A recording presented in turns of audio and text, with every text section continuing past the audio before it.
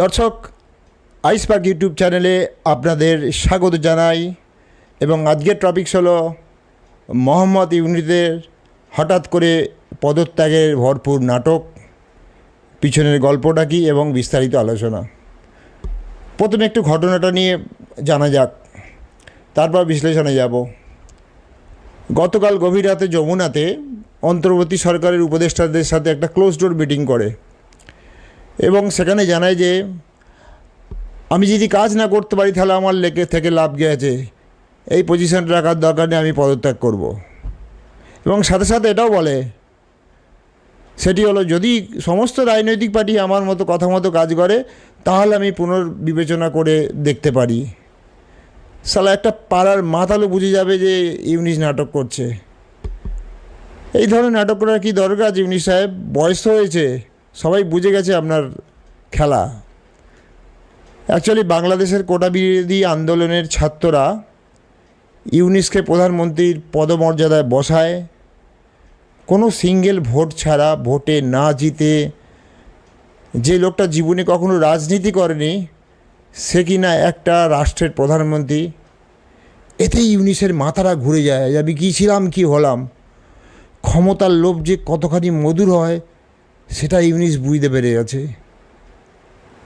আপনারা জানেন প্রত্যেক দেশেই একটা এমএলএ বা পঞ্চায়েত প্রধান হতে তার সারা জীবনের চেষ্টাতে একটা ভোটের টিকিট পায় না। সেখানে ইউনুসের মতো একটা সুদঘোর, সে কিনা একটা রাষ্ট্রের প্রধান হয়ে গেল আর নিজেকে সহ্য করতে পারেনি।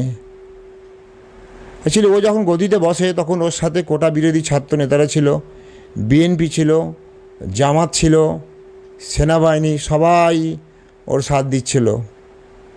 আর এখন বিরোধী ছাত্ররা নতুন একটা রাজনৈতিক দল গঠন করে, সেটির নাম এনসিপি। এখন প্রত্যেক রাজনৈতিক দলগুলো দ্রুত নির্বাচন চাইছে, অথচ ইউনুস ব্যাপারে কোনো নির্দিষ্ট টাইমলাইন দিচ্ছে না। কারণ নির্বাচন হলেই তো ওর গদি চলে যাবে।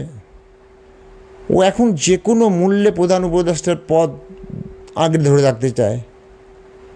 এখন সমস্ত রাজনৈতিক দল ও ধান্দাটা বুঝে গেছে। এবার যখন পাক সেনাপ্রধান ওয়াকারুজ্জামান ধমকি দিয়েছে, এখন দেখছে আর তো পালানোর কোনো রাস্তা নেই, এখন আমাকে নাটক করতে হবে, গেমবাজি করতে হবে।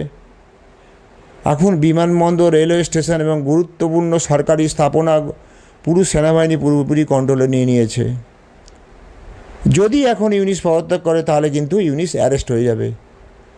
আর যদি ওয়াকারুজ্জামানকে হাতে পায়ে ধরে ম্যানেজ করতে পারে তাহলে বিদেশে যাওয়ার জন্য হয়তো একটা সেফ করিডোর করে দিতে পারে। বেসিক্যালি ইউনুস একজন খুব বড় মাপের সুদঘোর।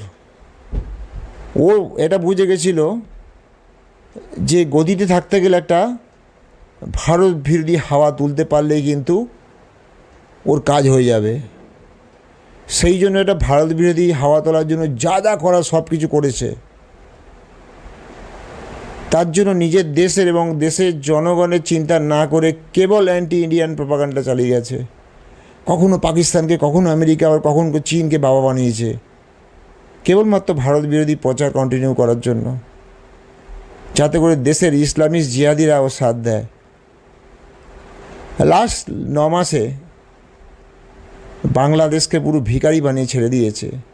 আর আইন শৃঙ্খলাকে তো বলতে আমার নিজেরই লজ্জা পাচ্ছে, বাংলাদেশের লোকটা ভালো করে জানবে।